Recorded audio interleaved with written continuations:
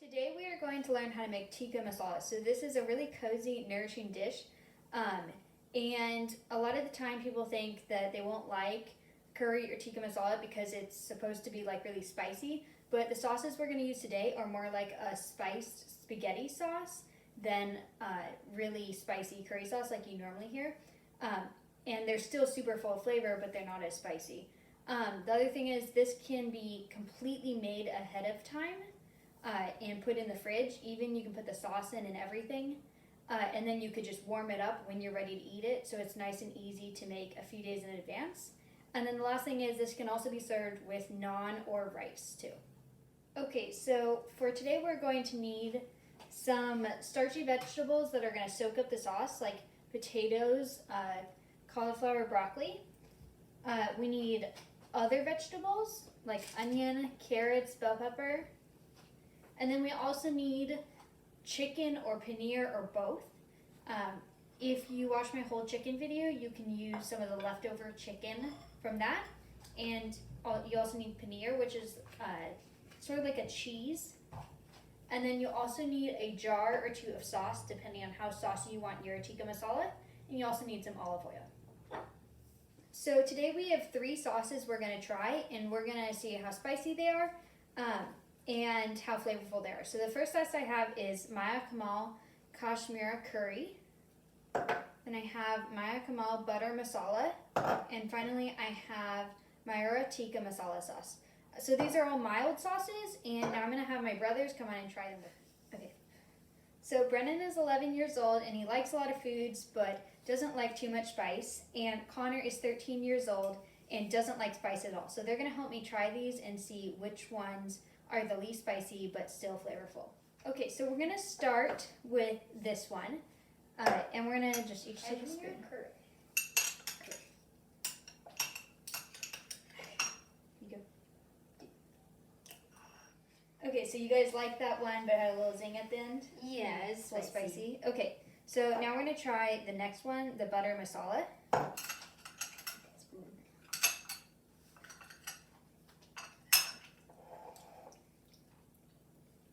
That one's flavorful. That one's kind of sandy. It like has grit. So this one's a more lemony flavor, more citrusy. That's spicy. So what do you guys think of that one? Spicy. It was really spicy. spicy. Yeah. It had good flavor, but it was a little bit more spicy than the previous one too. Yeah. Okay, so then the last one we're gonna try is this tikka masala sauce. Okay. That one's the least spicy. That one's really good. That one is good. It's a little more less curry-y than the other ones, but still lots of flavor. Do you like it? Yeah, I like that one the most. Okay. It's cinnamony.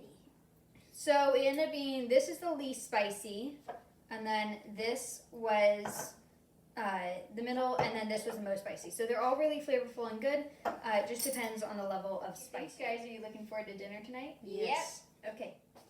So as I said before, all this can be done ahead of time, but these steps especially are really easy to do ahead of time. So I'm going to wash and prepare my veggies. So that means peel anything that needs to be peeled and then cut everything into bite-sized pieces. The other thing I can do right now is cut my chicken, which is already cooked, into bite-sized pieces, and also cut my paneer into bite-sized pieces.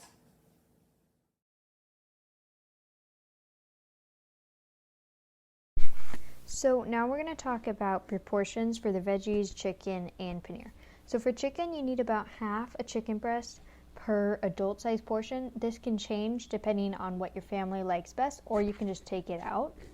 And then paneer, you need about a 1/4 cup per person. So if you don't know, paneer is a cheese that doesn't melt.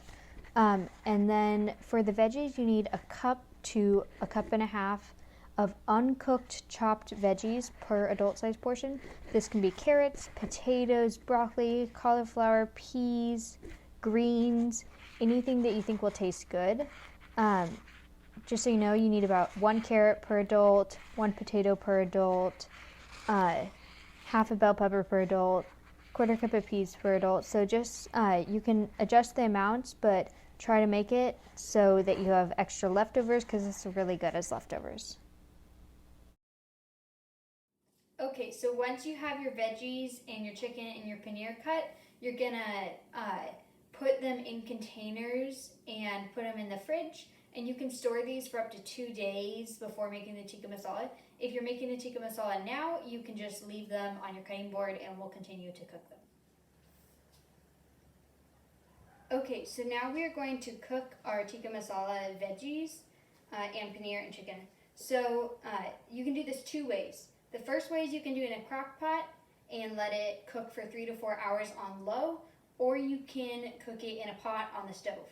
Either way, the order you put the veggies in is going to be the same. So you just follow the same steps. Okay, so the first thing we're going to do is put in your aromatics like onion. Then you're going to put in your harder vegetables like potatoes, carrots, or celery. And then you're going to put in your softer vegetables like bell pepper, spinach, frozen peas. And then finally, right at the end, you're going to put in your paneer and cooked chicken.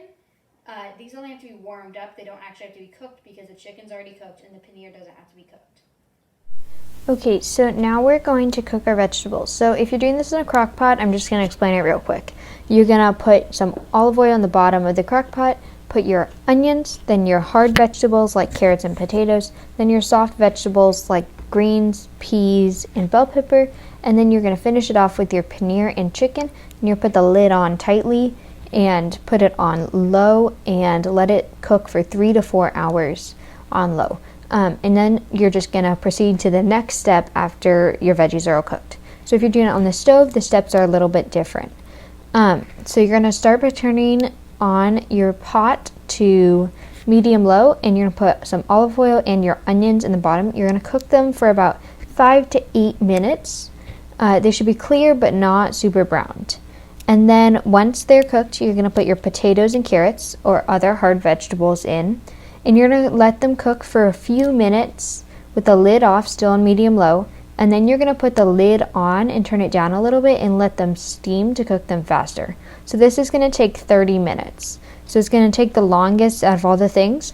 So while they're cooking, I'm going to talk about rice. So if you're doing rice with this, you're going to want to start it right when you start your vegetables if you're doing brown rice. So if you're doing brown rice, start it right when you start your vegetables. If you're doing white rice, you can start it about 15 minutes after you start your vegetables because it cooks faster. So basmati rice is a really good white rice if you're doing that, and also brown basmati rice is also really good brown rice. And it's a really good texture. And it's one of the better brown rices. Okay, so once your potatoes and carrots have been cooking for about 30 to 35 minutes, you're going to take off the lid and see if they're soft enough to eat. So if they're soft enough for you to eat, then they're done. So you're going to add your soft vegetables like your bell peppers, your greens, and your peas, and they're going to cook for 5 to 8 minutes on medium low. And then you're done with all your vegetables, and they should be at a texture and softness that you like. Now my veggies have been cooking for 45 to 55 minutes, and they're soft and completely cooked. So now we're going to add our paneer and our chicken. So the paneer, you just can add right in. It doesn't need to be cooked a lot. It just needs to be warmed up. Same with the chicken.